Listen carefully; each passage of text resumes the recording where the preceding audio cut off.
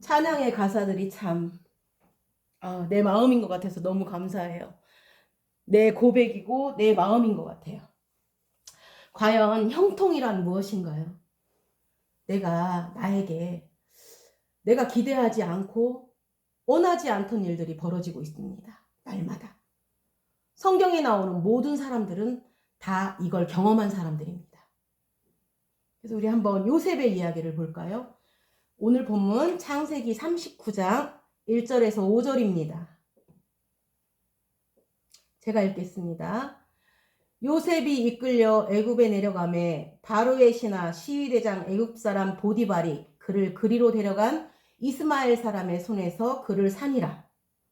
여호와께서 요셉과 함께 하심으로 그가 형통한 자가 되어 그 주인 애굽 사람의 집에 있으니 그 주인이 여호와께서 그와 함께 하심을 보며 또 여호와께서 그의 범사에 형통케 하심을 보았더라. 요셉이 그 주인에게 은혜를 입어 섬김에 그가 요셉으로 가정 총무를 삼고 자기 소유를 다 그 손에 위임하니 그가 요셉에게 자기 집과 그 모든 소유물을 주관하게 한 때부터 여호와께서 요셉을 위하여 그 애굽 사람의 집에 복을 내리심으로 여호와의 복이 그의 집과 밭에 있는 모든 소유에 미치니라. 아멘. 1절 시작을 보면 요셉이 이끌려 라고 되어 있습니다. 그러면 요셉에게 원하지 않던 일들이 벌어지고 있다는 것입니다. 지금 요셉의 상황은 사실 이끌려가 아니라 끌려온 것입니다. 아버지의 말씀을 순종한 대가로 그를 기다리고 있던 것은 구덩이였고 노예로 팔리는 거였습니다. 이끌었다는 거, 하나님이 우리를 인도하신다라는 게 또 그 인도하는 과정에서 우리가 늘 하나님께 순종하려고 합니다. 어떨 때는 불순종도 하지만 순종도 합니다. 그런데 어쩌다가 그 순종을 했는데 기다린 게 우리가 원하던 일이 아닙니다. 누가 노예로 팔려가는 걸 원했겠는가요? 그러니까 우리가 내 인생을 내가 결정한 것보다는 결정되어진 게 더 많다는 이야기입니다. 한국 사람으로 태어난 거 결정하고 민족중흥의 역사적 사명을 띠고 이 땅에 태어난 사람 있나요? 여러분 그런가요? 태어나 보니 내가 여자고 태어나 보니 내가 남자고 태어나 보니 내가 한국 사람이라는 겁니다. 우리가 내가 뭐를 하려고 결정했던 일을 하는 것보다는 나에게 되어지는 일들이 더 많다는 겁니다. 그래서 여기서도 요셉이 이끌려 왔다고 하는 겁니다. 그런데 참 이상해요. 지금 예수님도 보면 성령에게 이끌려 광야의 시험을 받으러 가셨어요. 그런데 성령에게 이끌렸는데 왜 광야에서 마귀에게 시험을 받겠는가요? 성령에게 이끌렸는데 우리가 생각하는 그 아름다운 삶의 모습이 충분히 많은데 그렇지 않다는 겁니다. 사실은 원하지 않는 가족의 생리별이 기다리고 있었고 그러니까 결론은 우리가 최선을 다해도 안 되는 일들이 많다는 겁니다. 우리는 앞으로 사실은 그런 것들을 끌어안고 살아가야 되는 겁니다. 우리가 이렇게 예배를 드리고 말씀을 나누면서 내가 계획한 대로 내가 원하는 일들, 바른 생활을 하려고 하지만 그 또한 그렇지 않습니다. 인생은 나 혼자 사는 게 아니라 공동으로 함께 사는 겁니다. 예를 들어서 나는 이 사람도 사랑하고 저 사람도 사랑합니다.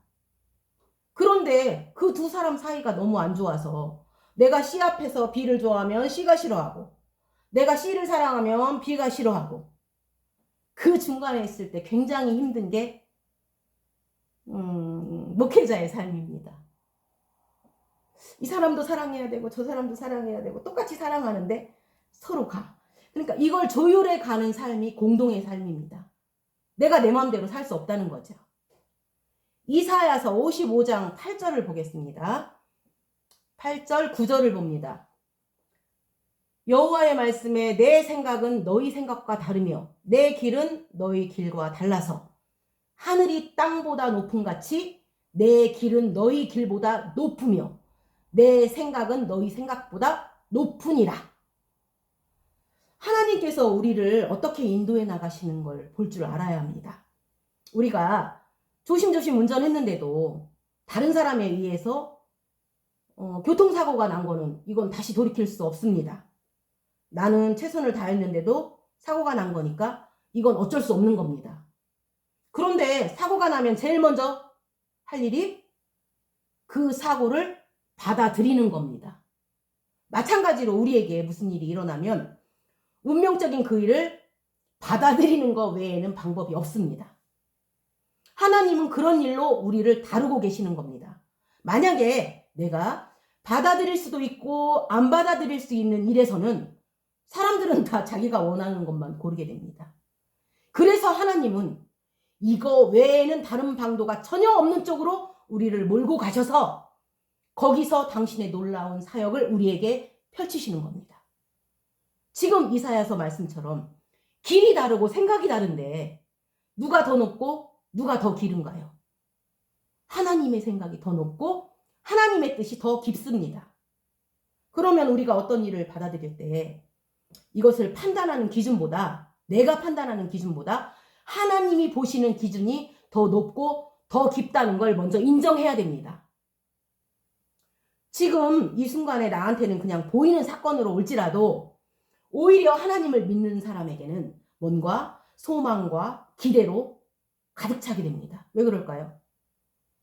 필시 하나님이 이것을 우리에게 허락하신 일이라면 내가 지금 알 수 없고 견제할 수 없고 감지할 수 없지만 분명히 하나님의 선한 계획과 뜻이 이곳에 묻어 있는 것입니다. 단지 우리가 그걸 못 보는 것뿐입니다. 참 이전에는 이런 일이 왜 나한테 일어나는지 모르겠다 할 때 정말 난감하니까 굉장히 힘들어했습니다. 그러나 이제는 내가 알지 못하는 이 무지함 이거를 열등의 세계로 막 몰아가지 말고 내가 이것에 대해서 모른다는 것을 하나님과 나의 생각이 다르다는 것에 입각해서 오히려 내가 도대체 왜 이런 일이 일어나는가를 불안해하지 말고 전부 다 알고 계시는 하나님이 계시다는 소망을 가져야 합니다.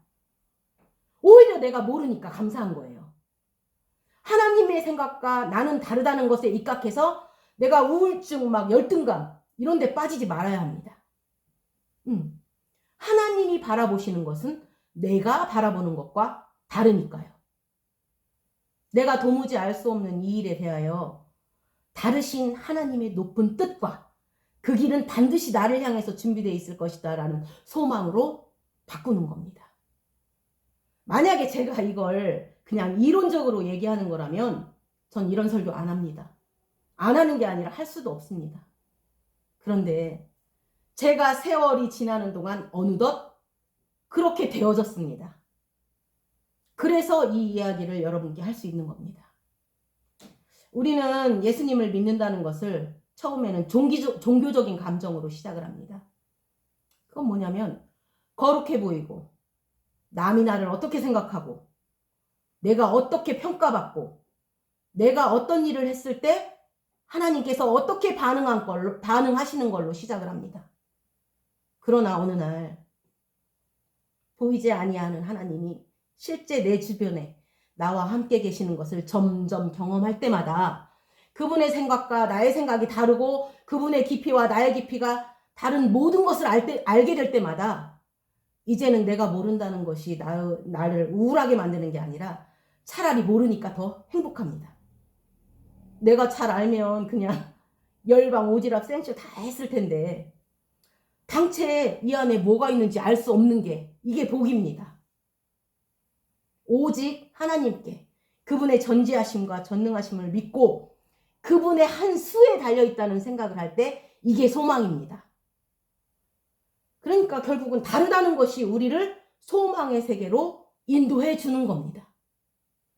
보디발의 집에 끌려간 요셉은 자기가 원하지 않던 일이 벌어졌습니다. 사실 당대에는 너무 힘들어서 요셉도 모릅니다. 그런데 이 사람도 나중에 지나고 나니까 자기가 어떤 일이 일어날지라도 이것은 전부 이끄시는 일이라는 걸 깨닫게 될 겁니다. 왜냐하면 그 당대에는 수가 안 보여요. 그런데 한번 그 수를 보고 나면 그 다음부터는 그 하나님의 수에 대한 어떤 섭리에 대한 기대를 가지게 됩니다. 우리가 바둑이나 장기일 같은 거를 두다 보면 거기에 수가 있습니다. 각자. 이게 아주 실력 없는 사람들은 그걸 꼼수라고 하고 실력이 있는 사람들이 그걸 묘수라고 하고 그 다음에 좀 더 센 걸 가진 사람들이 진수라고 합니다.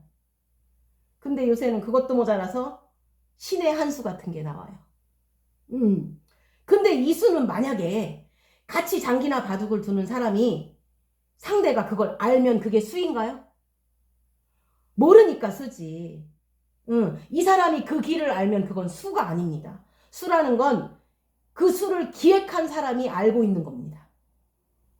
하나님이 우리를 위해서 준비해둔 그 많은 일들은 당대에는 우리가 알 수 없습니다. 그런데 나중에 장군하고 나니까 그때서 알게 되는 거예요.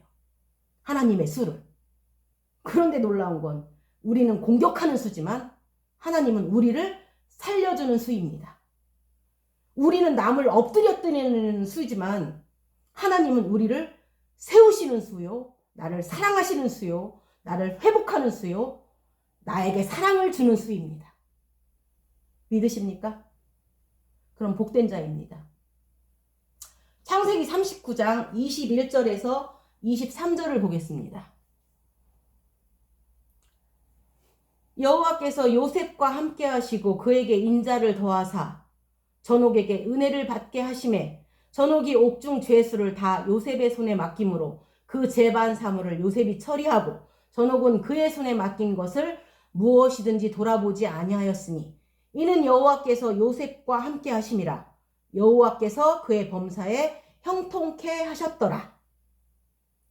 이상하게 형통이라는 단어가 사실 성경에는 많이 안 나옵니다. 그런데 요셉의 이야기에 형통이라는 말이 제일 많이 나오는데 요셉이 총리가 된 다음에 형통이라는 얘기를 안 쓰고 감옥에 들어갔을 때 형통이라는 얘기를 하고 또 남의 집에서 식모 노릇할 때 그걸 형통이라고 합니다. 이해가 가십니까? 형통이라는 단어가 계속 나오는데 감옥에 억울하게 들어간 겁니다. 형통이. 요셉의 인생이 억울하겠다. 요셉의 인생이 너무 꼬이고 꼬였다. 요셉이 괴롭다. 이런 말은 안 써 있습니다. 요셉의 인생이 형통했다라고 기록됩니다. 그런데 그게 전부 감옥에 있을 때 얘기고 보디발의 집에 있을 때 얘기입니다. 본문 다시 볼까요? 본문의 창세기 39장 2절 3절 다시 봅니다. 여호와께서 요셉과 함께 하심으로 그가 형통한 자가 되어 그 주인 애굽 사람의 집에 있으니 그 주인이 여호와께서 그와 함께 하심을 보며 또 여호와께서 그의 범사에 형통케 하심을 보았더라. 여기에 보면 어디에 있느냐, 무엇을 가지고 있느냐, 무엇을 가졌느냐가 형통이 아닙니다. 그쵸? 여호와께서 함께 하심이 형통이라고 하는 겁니다. 감옥에 있었어도 함께 하심이 형통이라고 지금 얘기하고 있는 겁니다. 그러면 우리가 여호와와 함께 있으면 이렇게 말하면 좀 뭐하지만 좋은 것도 없고 나쁜 것도 없다는 겁니다. 좋은 것, 나쁜 것이 없고 그냥 여호와와 함께 있는 겁니다. 사실은 이 사람이 여호와와 함께 하셨는데도 불구하고 사실 억울하게 팔려갔습니다. 그런데 더 억울한 것은 진짜 자기 정결을 지키고 순수함을 지키려고 하나님 앞에 범죄하지 않으려고 그 여자 손을 뿌리치고 바른 길을 택했는데 결국은 성추행범으로 몰려서 감옥에 가게 되었다는 것입니다. 그러니까 이 사람이 순종한 것은 훌륭한 일인데 그 순종의 대가로 팔리고 또 거기서도 또 순종의 대가로 감옥에 가고 아주 상황이 안 좋았습니다. 그렇죠. 그런데 감옥에 가게 된 그 일로 인해서 총리가 되었으니까 나중에 감옥에 간 게 좋은 일이에요? 나쁜 일이에요? 좋은 일이었죠. 왜냐하면 감옥에 간 일로 총리가 되었으니까. 그런데 또 총리가 되는 바람에 괜히 그 이스라엘 자손들이 남의 나라에서 400년 동안 노예 생활을 합니다. 그쵸? 그러면 총리가 된 게 사실은 좋았는데 그것 때문에 또 나빠진 겁니다. 그쵸? 그런데 또 노예 생활을 하니까 나쁘죠. 그런데 노예 생활을 했기 때문에 홍해가 갈라지는 것도 보는 겁니다. 우리가 10개 영화도 볼 수 있었던 거고. 그럼 좋은 일이죠. 오히려 노예 생활이. 노예 생활로 인해서 홍해도 갈라지고 출애굽의 역사도 보았으니까 또 좋은 거 아닙니까? 그런데 홍해도 갈라지고 출애굽의 역사도 보고 이 좋은 모든 거의 전제가 노예 생활이었습니다. 그런데 또 봐. 홍해는 갈라져서 좋았는데 그들을 기다리고 있던 거는 가뭄, 그 시기만 배고픔, 땡볕, 아무것도 없고 나빴습니다. 그 나쁜 40년 생활이 있었잖아요. 광야. 그쵸? 그런데 또 그 광야 40년 나쁜 생활이 있으니까 또 좋은 가나안이 기다리고 있었습니다. 가나안은 광야로 인해서 들어갔으니까. 그쵸? 좋았죠. 그런데 또 가나안에 들어갔는데 젖과 꿀은 없고 전쟁만 해야 되는 겁니다. 좋았다가 나빴다가 좋았다가 나빴다가. 지금 쭉 모든 여정에 공통적으로 빠지지 않는 게 하나 있어요. 근데 지금 제가 처음부터 이렇게 쭉 얘기했는데 이 모든 신앙의 여정 속에 공통적으로 빠지지 않는 게 좋고 나쁘고 계속 반복되지만 빠지지 않는 하나님이 함께 하셨다는 겁니다. 그러니까 우리가 저 집은 이래서 형통했다 이런 말을 하는데 그거 아닙니다. 함께 하심입니다. 사람이 점점 함께 하심을 경험하면 저는 아주 최근에 와서 매일 생각이 달라져요. 어제 했던 생각이 오늘 달라지고 오늘 했던 생각이 또 내일 달라질 겁니다. 이거 참 감사한 일이에요. 그리고 제가 이렇게 말씀을 전하면서 말씀을 전하는 이 일이 내 영을 살려주는 걸 느낍니다. 너무 행복해요. 좋고 나쁘고를 떠나서 하나님이 함께 하시는구나를 매일매일 경험하는 겁니다. 이게. 그래서 생각해봤어요. 그걸 느끼면서 어느 날은 괴롭죠. 그런데 그 괴로움이라는 것이 항상 가짜라는 걸 깨닫습니다. 괴로움은 가짜예요. 속지 마세요. 진짜는 영혼에 남는 게, 영혼에 남는 게 진짜입니다. 근데 살아오다 보니까 우리의 생활, 이 라이프가 괴로움이 변하여 간증이 되고, 괴로움이 변하여 성숙이 되고, 아픔이 변하여 오히려 그게 내가 하나님의 영광을 알고 하나님의 섭리를 아는 사람으로 만들어준 겁니다. 예. 그런데 내가 잘하는 그 마디마다 항상 괴로움이 있었다는 겁니다. 그런데 그 괴로움은 그때뿐이었습니다. 아직도 계속 옛날 것들이 남아있다면 그건 좀 긴 괴로움이겠죠? 내가 만약에 긴 괴로움 속에 있다면 굉장히 긴 하나님의 섭리 안에 아직도 우리가 있다는 겁니다. 그러니까 괴로움은 잠시고 그것은 분명히 그걸로 끝나지 않습니다. 우리가 받은 상처는 굉장히 아파요. 그런데 하나님은 항상 그 상처에 대해서 반응을 하시는 분입니다. 상처가 있어야 회복과 치유가 있고 그 회복과 치유가 우리를 훨씬 더 성숙하고 큰 그릇으로 만들어줍니다. 그 다음에 성숙하고 더 큰 그릇은 오히려 나중에 상처 입은 사람이나 아픈 자들을 용납하는 그릇이 되는 거고 그들에게 나에게 임했던 그 회복과 치유를 물려주는 치유자가 되는 겁니다. 그러니까 내가 받았던 것은 전부 하나님 것으로 반응해서 내가 받았던 아픔은 기쁨으로 변하여서 동일한 아픔을 가진 자에게 기쁨이 되고, 내가 상처를 입었을 때 그 상처에 대해서 치유하고 회복한 반응은 반드시 아픈 상처를 갖고 있는 사람에게 하나님이 나에게 해주셨던 일이 나를 통해서 그대로 이루어지게 되는 것입니다. 고난은 반드시 다른 걸로 하나님께서 바꿔주십니다. 그것은 기쁨이 되고 영광이 되고 평강이 되고 하나님의 승리고 우리를 성숙하게 합니다. 고난은 가짜입니다. 알고 봤더니 지금 내가 느끼고 있는 게 진짜가 아니었던 겁니다. 만약에 지금 내가 어떤 아픔을 느끼고 또 어떤 억울함을 느끼고 있더라도 그것은 잠시 있는 겁니다. 이것은 반드시 그 뒤에 따라오는 하나님의 역사하심이 있습니다. 우리의 죄에 대해서는 구원이 있고, 우리의 흑암에 대해서는 하나님의 빛이 있고, 고난에 대해서는 하나님이 역사하시는 그 승리하심이 있었고, 우리의 상처에 대해서는 반드시 치유와 회복이 있습니다. 잠시입니다. 그런데 우리는 그 잠시 내가 느끼고 있는 그걸 진실이라고 생각합니다. 그래서 사람들은 감정이 흔들립니다. 나는 너무 괴로워. 나는 너무 아파. 나는 너무 힘들어. 나는 요즘 너무 우울해. 내가 이게 뭔가? 이렇게 사는 거야? 이럽니다. 여드름과 같습니다. 여드름이 좀 심하면 그 당시에는 손을 대기도 아프죠. 근데 고름이 나오고 딱지가 생기고 그 딱지가 떨어지면 언제 그런 일이 있었는 듯이 살까지 두꺼워지고 자국만 남죠. 그러니까 지금 일어나는 현상은 다 거짓말이라는 거예요. 하나님이 함께 하심 안에는 전부 다 있습니다. 나중에 결국에는 하나님의 의도만 남는 겁니다.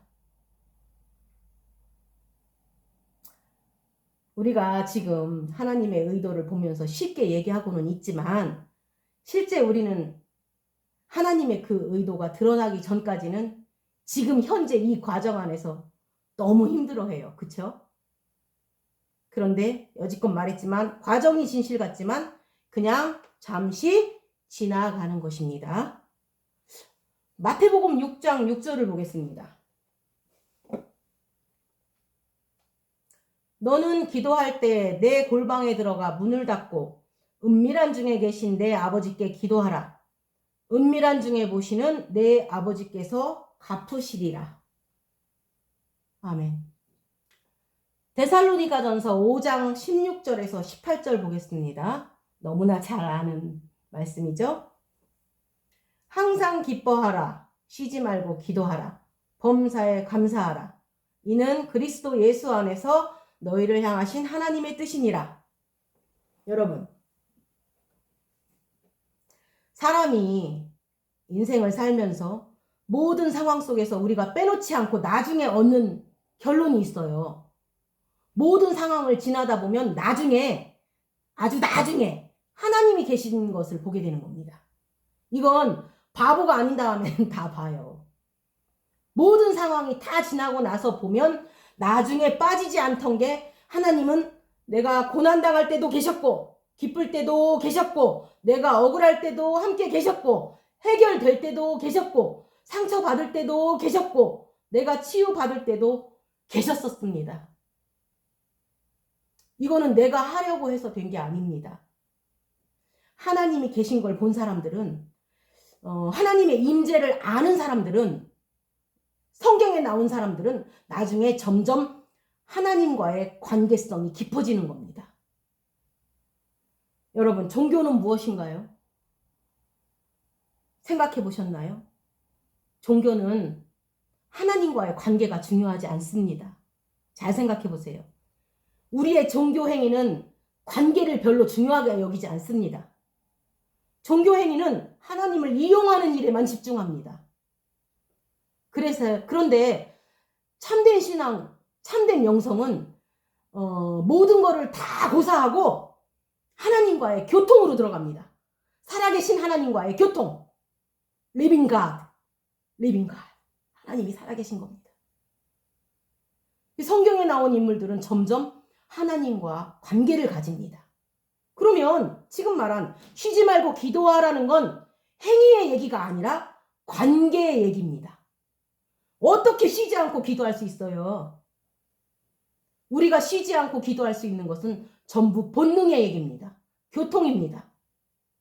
하나님은 우리의 각자에게 막대기와 물맷돌을 줬습니다. 각자에게 맞는 무기들이 있어요. 다윗이 골리앗을 물맷돌로 쳤듯이 우리도 우리에게 맞는 무기들을 주셨습니다.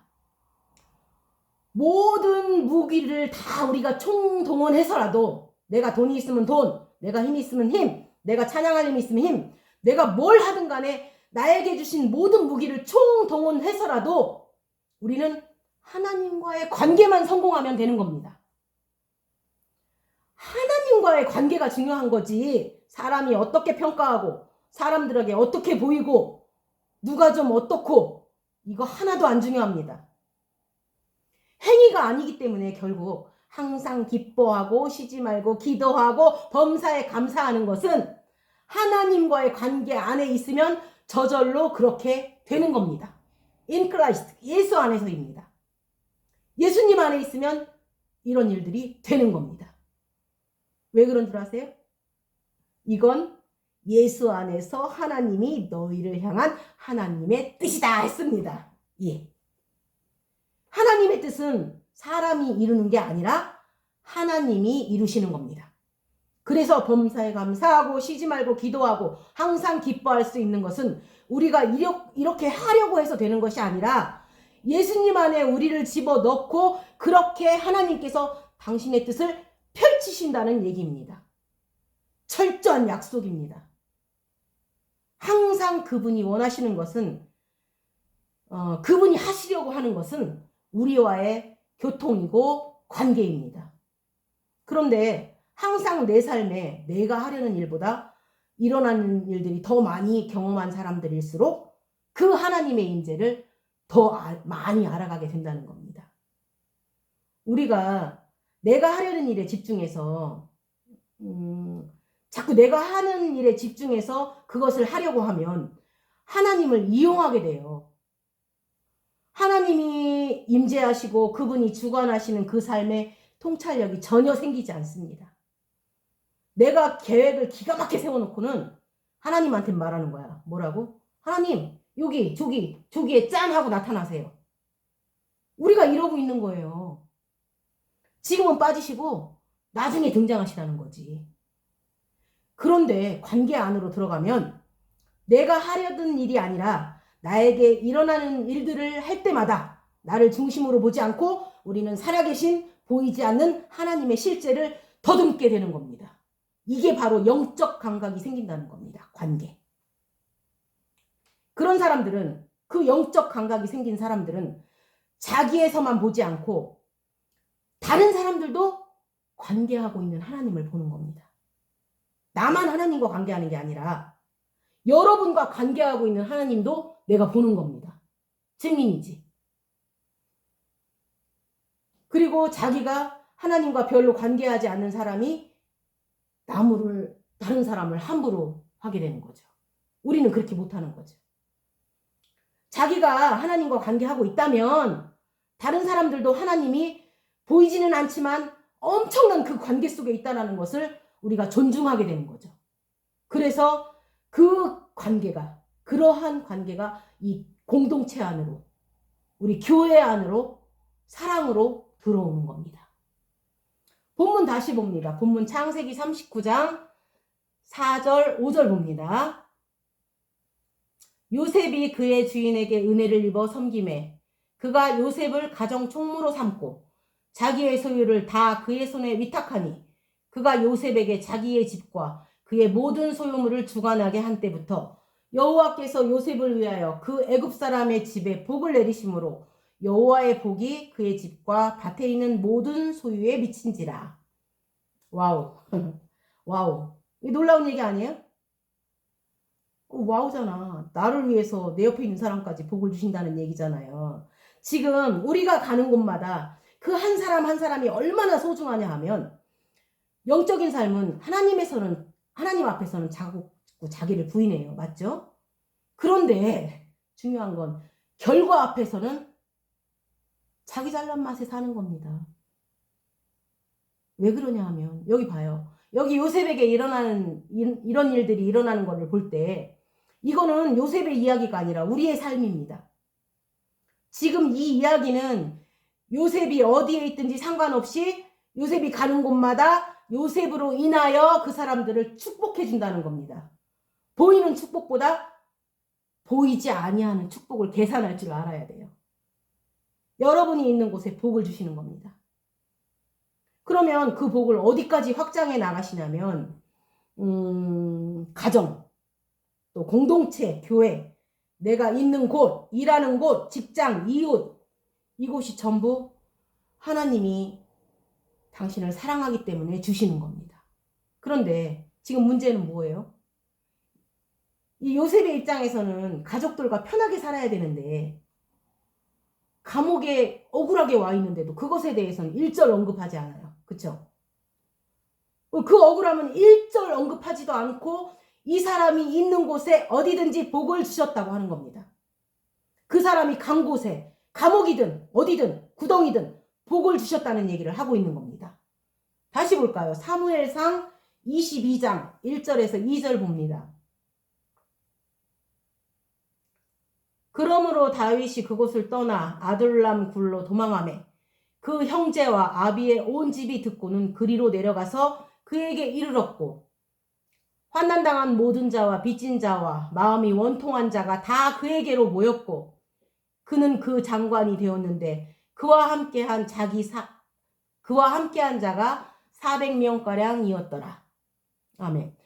요즘 사람들로 얘기하면 지금 여기에 아둘람 굴에 주식 투자하다가 망해서 도망온 사람들 얘기예요.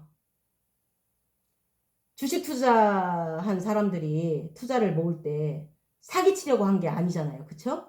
나도 잘 되고 투자를 잘 거두고 이게 계획대로 잘 되면 그 사람들한테도 풍성한 삶을 나눠주겠다는 그 생각으로 투자자들을 모으잖아요. 근데 그게 뜻대로 되지 않고 뜻대로 안 되는 게 너무 많기 때문에 폭삭 망했고 어려워지고 나도 손해를 봤지만 나로 인해서 다른 사람한테까지 손해를 끼치게 되고 사기꾼이 된 거죠. 지금 우리가 살고 있는 이 사회가 이 구조 속에 그런 게 많아요. 원치 않은 오명을 쓰는 많은 아픈 사람들이 있습니다.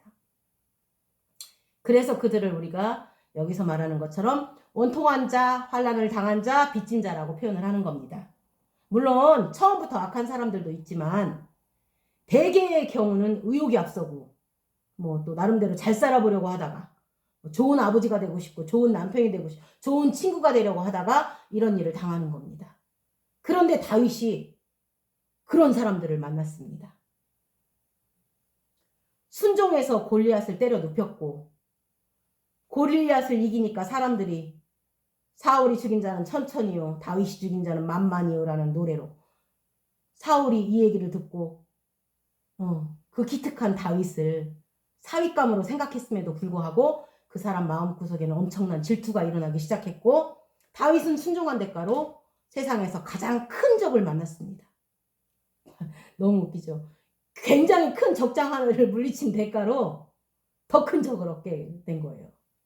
아니 순종했으면 많은 사람들이 나를 더 따르고 기특하다고 하고 감사해야 될 판에 오히려 더 큰 적을 갖게 됐다는 겁니다. 아까 말한 것처럼 이끌린다는 거. 내가 원하지 않는 결과들이 나한테 따라온다는 겁니다. 그래서 결국 다윗이 도망자 신세가 됩니다.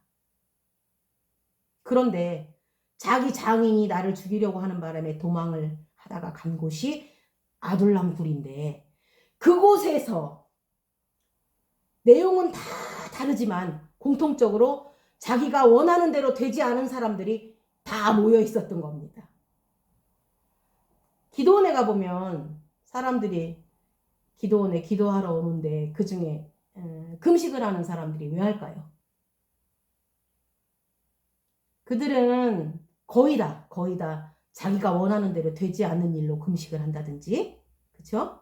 나는 모든 것이 잘 되어지고 감사해서 금식하러 온 사람은 하나도 못 봤습니다. 일단 어떤 사람은 아무 일도 없어. 아무 일도 없는데 자기 존재가 마음에 안 들어서 그래서 금식하는 사람도 있어요.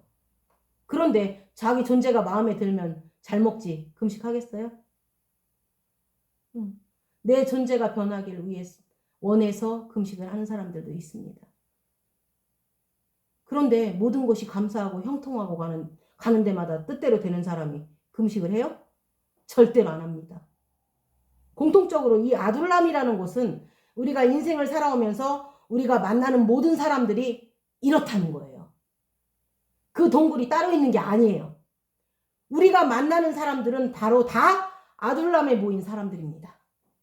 아둘람 굴에만 있는 게 아니라 우리가 만나는 모든 사람들이 바로 이 아둘람에 모인 사람들이라는 거죠. 여기 있는 이 400명이 나중에 엄청난 백부장이 되며 군사가 되며 엄청난 장관의 자리를 차지합니다. 그곳이 다윗이 간 곳이었어요. 그쵸? 이 사람들은 다윗을 잘 만난 겁니다. 그런데 이걸 반대로 해서 나는 주변을 왜 잘못 만나냐고 탓하면 귀뚜라미지. 그렇게 말하지 말고 나로 인하여 복을 얻는 쪽으로 생각을 해야죠. 그 사람으로 인해서 내가 복을 얻는 자리에 찾아가지 말고 나로 인하여 복을 얻는 곳에 내가 있어야 되는 겁니다. 그렇게 생각해야 되는 겁니다. 제가 이전에는 청년들이나 아이들을 기도할 때 가는 곳마다 좋은 친구를 만나게 해달라고 기도했었어요. 그런데 지금은 그렇게 안 해요. 지금은 이 아이가 누구를 만나든지 살면서 그 누구에게든지 좋은 친구가 되게 해달라고 기도합니다. 여러분, 우리가 좋은 친구를 만나는 건 잘 안 돼요. 그래서 이제는 누구를 만나든지 좋은 친구가 이 사람이 되게 해달라고 기도하는 겁니다. 그러니까 지금 다윗이 가는 곳에 그 사람들이 복을 얻었다는 거예요. 원통한 자. 그 사람들이 다 복을 얻었다는 거예요. 우리가 뭐 외국에도 가고 타지에도 가고 이사도 가고 다른 교회도 갈 수 있어요. 모든 건 하나님이 하시는 일이니까요. 그런데 가는 곳마다, 가는 교회마다, 가는 마을마다, 가는 지역마다 바로 나를 위해서 그 지역이, 그 마을이, 그 교회가 축복을 받는다는 겁니다. 이게 하나님의 뜻이요. 내가 너를 부른 이유는 너로 인하여 많은 족속이 복을 얻으리라입니다. 창세기 45장 5절을 봅니다.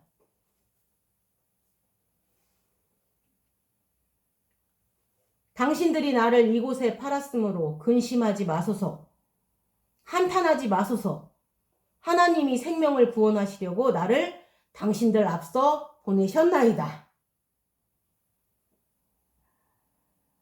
내가 하나님과의 관계를 굉장히 귀하게 생각합니다. 그런데 자기 본인 안에서 하나님과의 관계는 남들이 볼 땐 모르고 뭐 저런가 별 볼 일 없다 할지 모르지만 본인은 압니다. 그렇죠? 하나님과의 어떤 관계성이 자꾸만 계속되는 걸 내가 아는 겁니다. 내가 지금 뚱하고 우울한 것 같아도 사실은 하나님과의 관계는 계속 지속되고 있는 겁니다. 왜냐하면 하나님이 하시던 일을 막을 수 없기 때문에 관계는 점점 가까워지고 있는 거죠. 그게 하나님의 뜻이니까.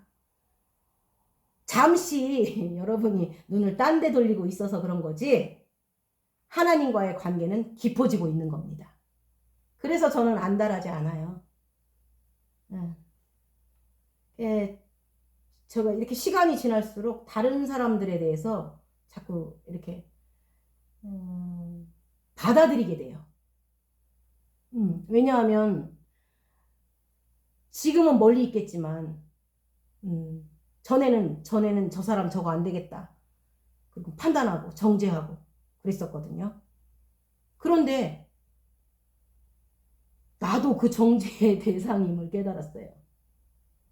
내가 그 정죄의 대상임에도 불구하고 하나님의 관계가 계속 깊어지는 걸 보면서 특별한 하나님의 섭리를 보면서 그렇다면 내가 하찮게 보이는 더 어떤 사물이나 별로 내가 기대하지 않던 그런 사건들, 뭐 특별한 기대를 갖지 않는 그런 사람들 속에서도 하나님은 지금 나에게 행하셨던 그 일을 동일하게 베풀 것이라는 것을 믿게 됐어요.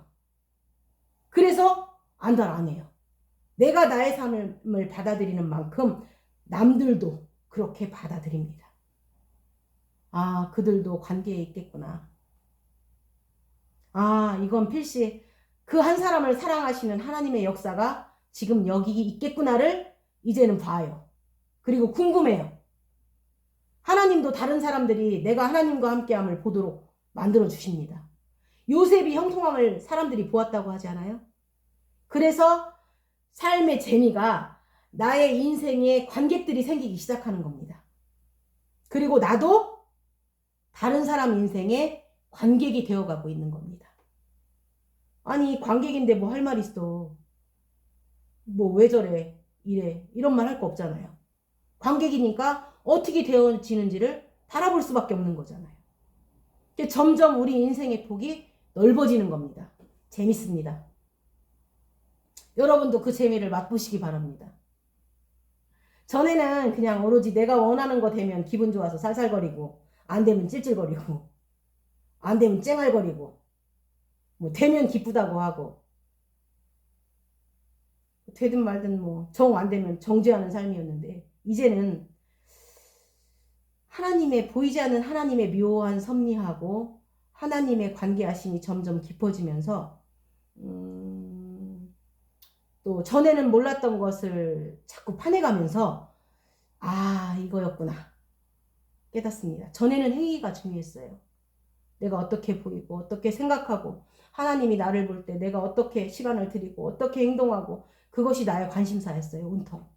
근데 이제 보이지 않는 하나님의 임재와 그분의 섭리와 내 역사에 내 삶 속에 이렇게 개입하셔서 하나님과의 관계와 그분이 나를 사랑하시고 내가 그분을 사랑하는 이 묘한 관계 속에 들어가면서 내 삶을 지켜보던 그 나의 눈초리가 이제는 남과 하나님과의 관계를 바라보는 내가 만난 사람들의 삶의 관객이 되어가고 있다는 거죠.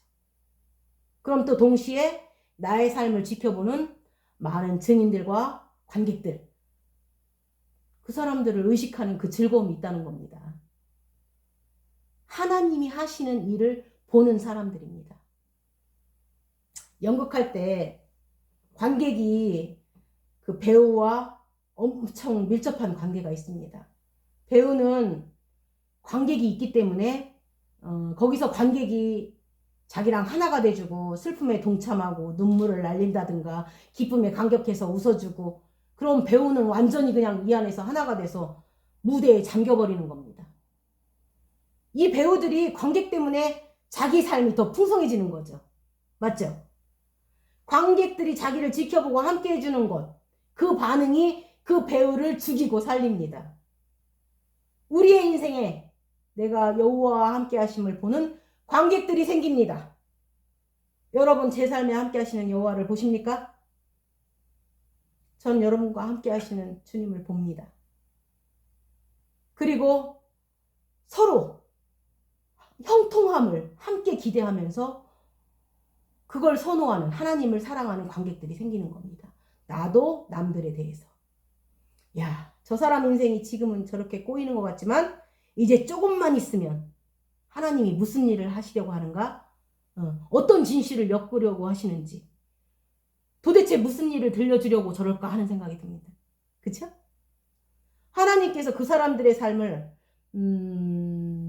아주 영적인 그분의 묘수를 기대하면서 보는 그 삶의 즐거움입니다.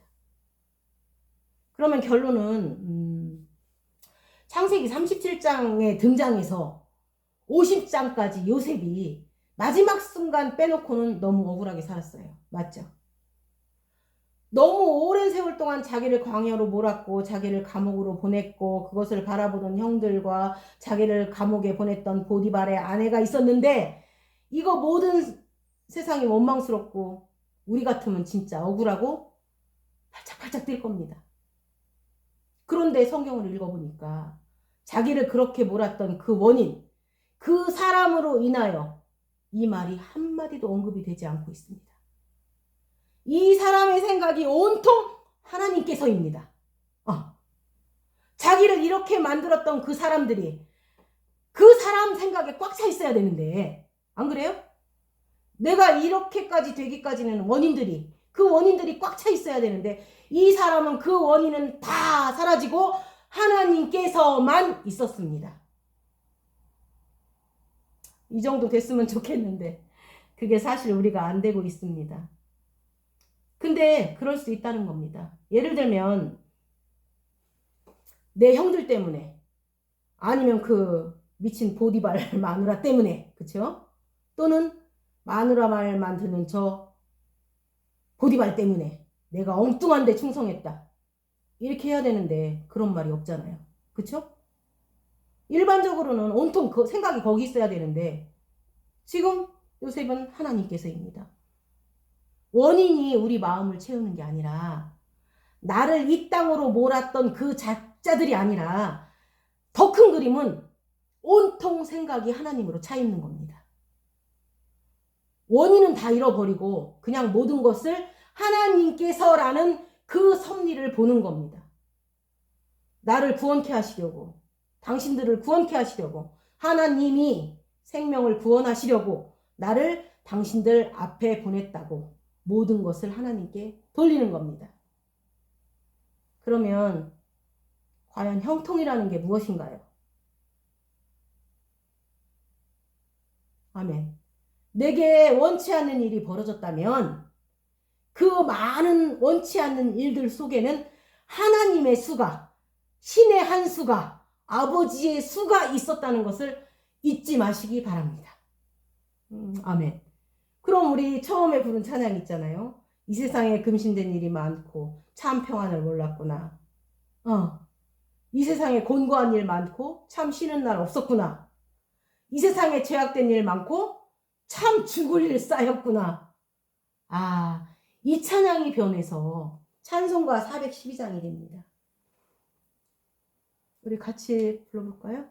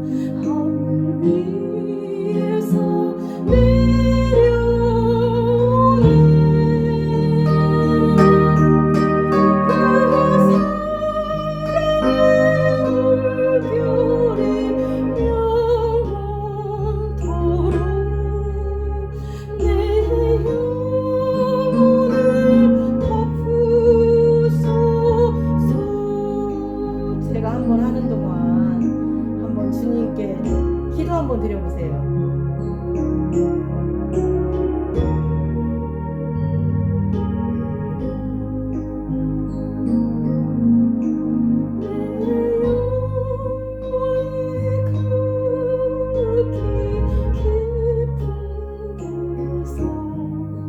맑은 강이 올라가네.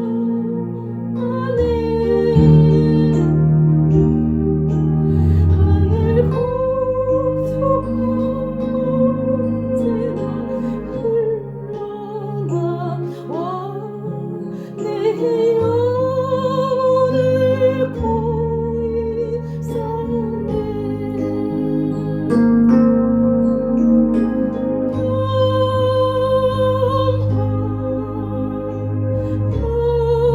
평화로다 하늘 위에서 내려오네.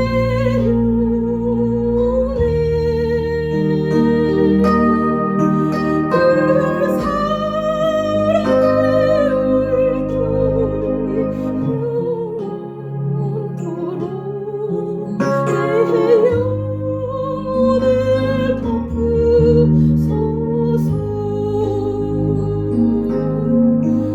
내 맘속에 솟아난 이 평화는 깊이 묻힌 보배로다.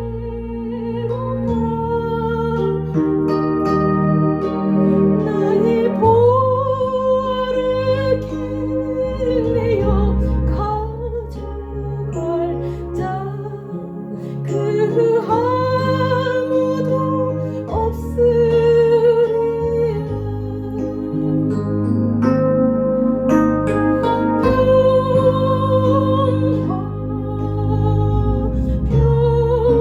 평화로다 하늘 위에서 내려오네.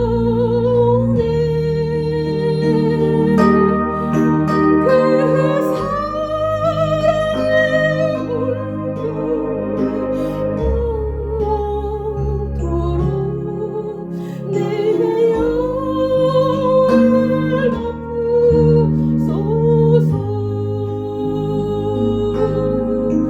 내 영혼에 평화가 넘쳐나는 주의 큰 복을 받음이라.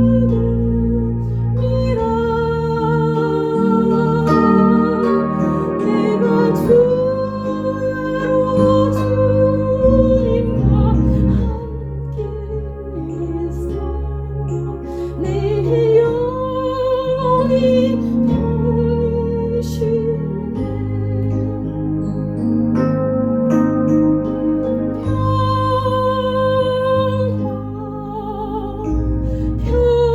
평화로다 하늘 위에서 내려오네.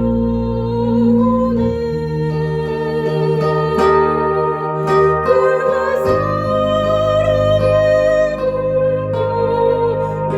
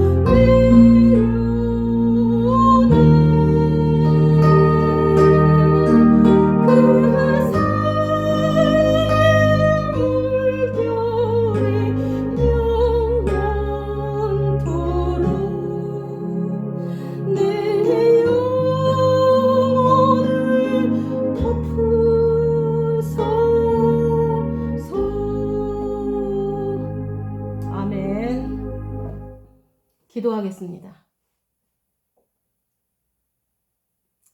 주님을 만져보기 원하며 주님의 음성을 듣기를 원하며 주님을 보기 원합니다.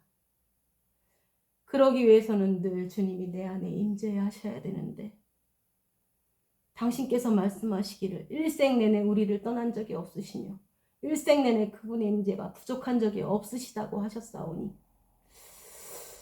그런데 문제는 함께 하신 그분을 우리가 볼 수 없으며 함께 하신 그분을 만질 수 없었던 이유가 바로 다름 아닌 나 자신이 원하는 것에 너무 열중했기 때문이라는 걸 알게 해주셨습니다. 이제 이 모든 것을 보이지 아니하는 당신을 볼 수 있는 곳에 열중할 수 있게 하여 주셔서 보이지 않는 주님을 주목하는 그런 삶을 살 수 있게 하여 주시옵소서. 그 결과로 하나님이 관계하시는 사람들을 보게 하시고 그 관계 안에서 그들을 소중하게 보시는 하나님으로 인해서 사람들을 존중하며 그래서 용납하며 사랑하며 용서할 수 있게 하시고 함께 예수님 안에서 관계를 맺는 귀한 공동체가 되게 하여 주시옵소서. 이러한 일들이 우리 가정에서 일어나게 하시고 우리 처소에서 일어나게 하시고 우리 교회와 내가 일하는 일터에서 동일한 축복이 있게 하여 주시옵소서. 감사드리며 예수 그리스도의 이름으로 기도드렸습니다. 아멘.